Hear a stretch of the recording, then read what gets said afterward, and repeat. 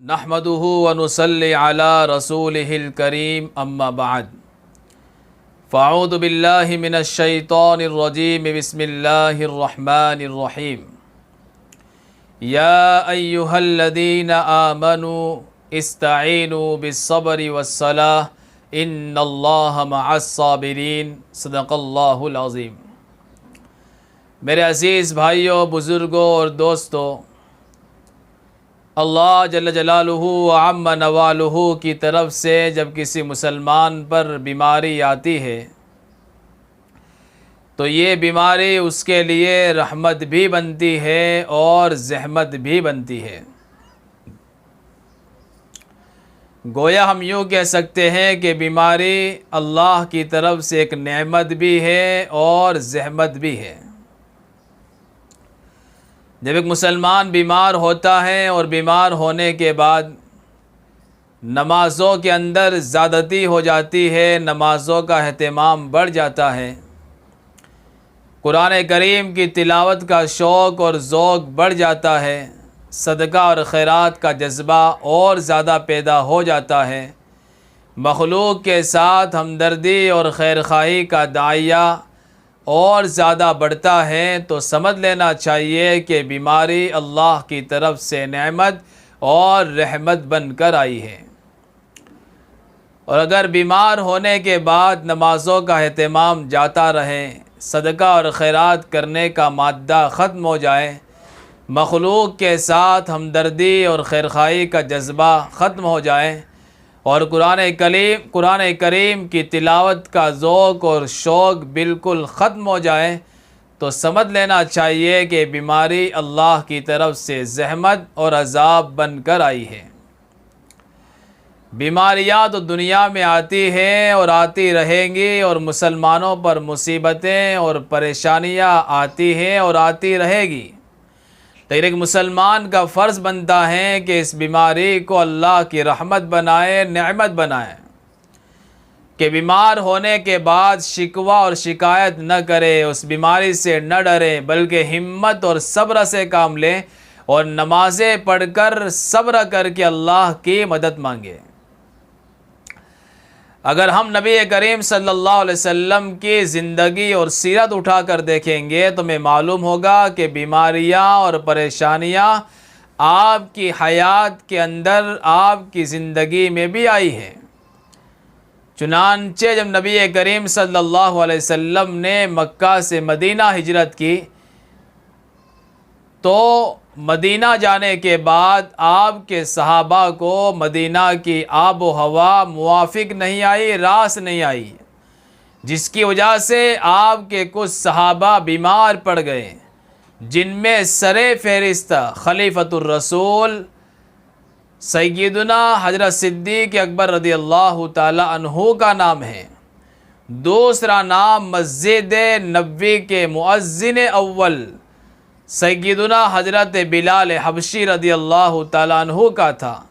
और तीसरा नाम नबी करीम सल्लल्लाहु अलैहि वसल्लम के हिजरत के रहबर सैयदना हज़रत आमिर बिन फुहैरा रज़ियल्लाहु ताला अन्हु का था।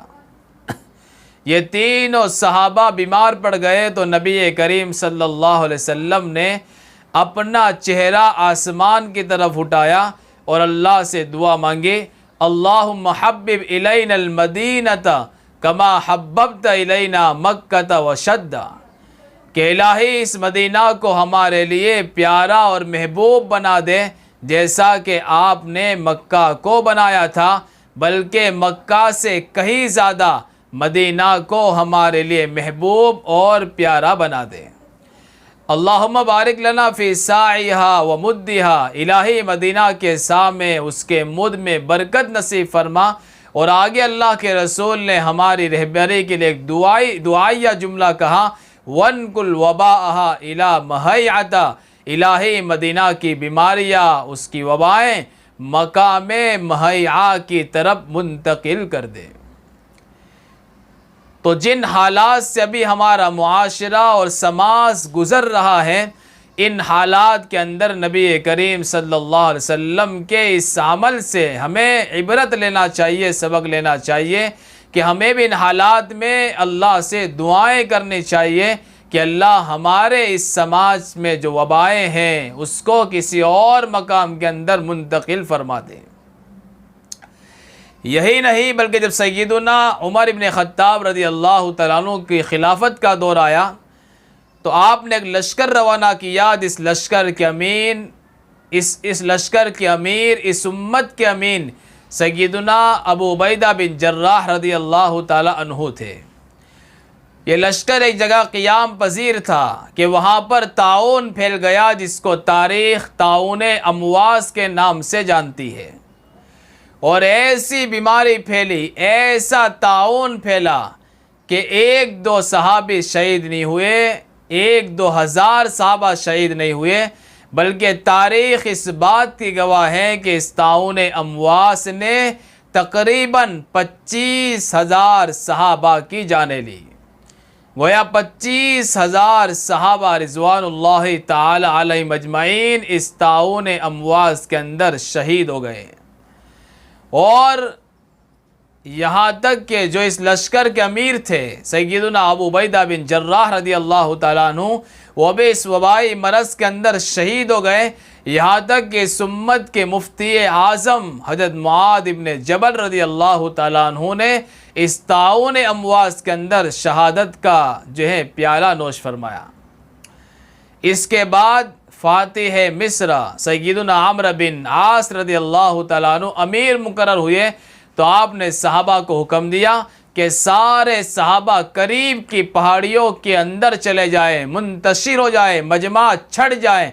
चुनांचे सहाबा अलग अलग हो गए, सोशल डिस्टेंस उन्होंने पैदा की तो ये वबा ख़त्म हो गई।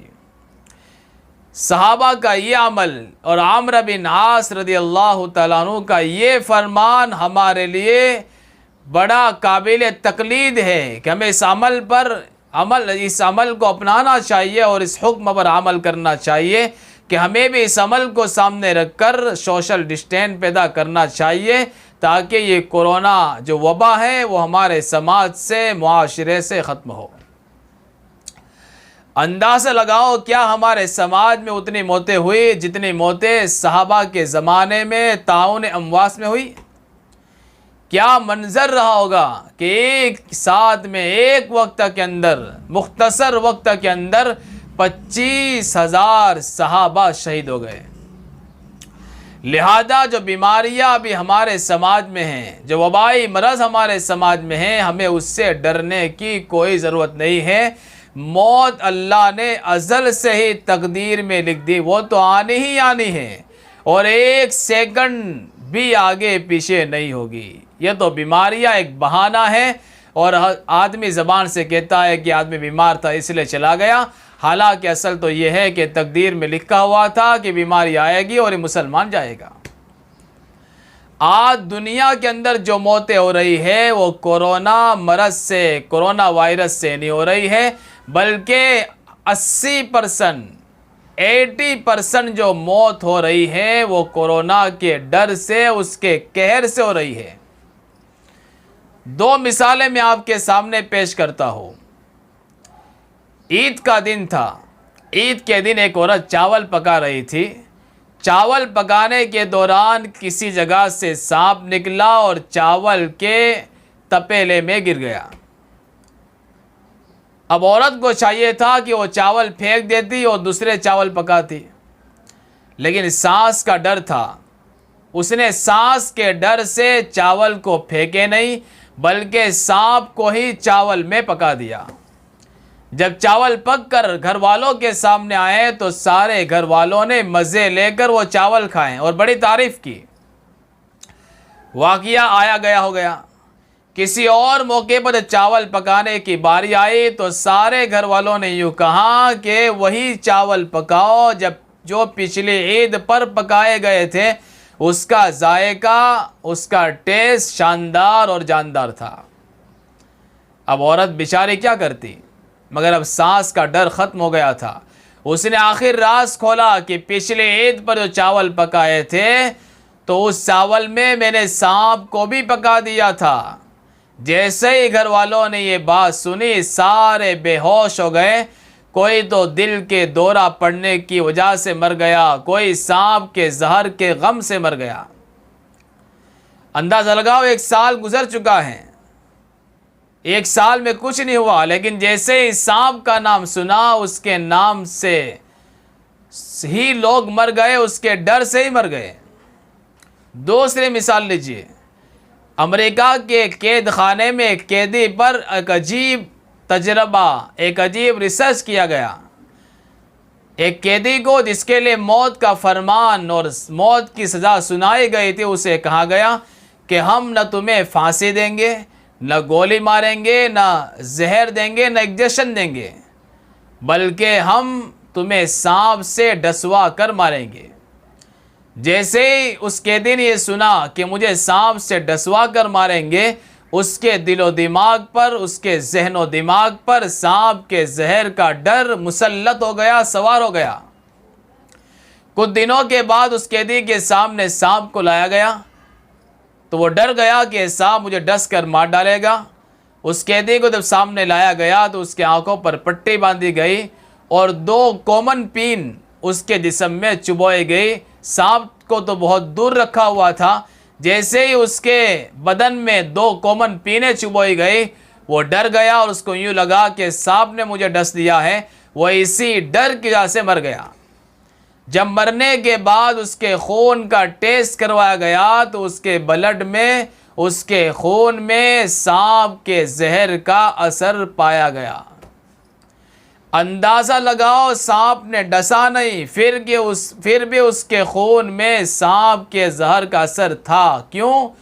सांप के जहर का डर इतना जहन और दिमाग में सवार हो गया था कि उसका असर भी उसके खून में आ गया। आज 80% जो लोग दुनिया में मर रहे हैं वो डर की वजह से मर रहे हैं। लिहाजा हम सब की जिम्मेदारी बनती है कि अपनी ज़ात से, हमारी ज़िंदगियों से कोरोना का डर निकालें, बीमारियों का डर निकालें, और ख़ास तौर पर हमारी माएँ और बहनें अपने अंदर हिम्मत पैदा करें, यकीन पैदा करें कि बीमारी देने वाली ज़ात अल्लाह की है। मौत अपने वक्त पर आएगी, मौत से पहले कोई भी नहीं मरेगा, ये अल्लाह ने लिख दिया है।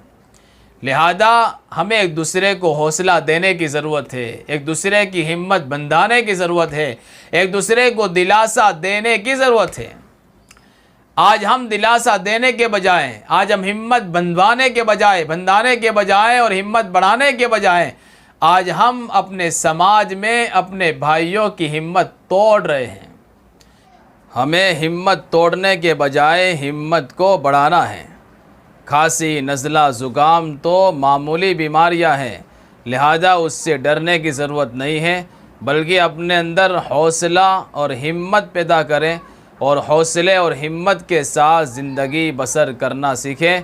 अगर हौसले और हिम्मत के साथ ज़िंदगी बसर करना सीख लिया तो फिर जीत इंशाअल्लाह हमारी होगी।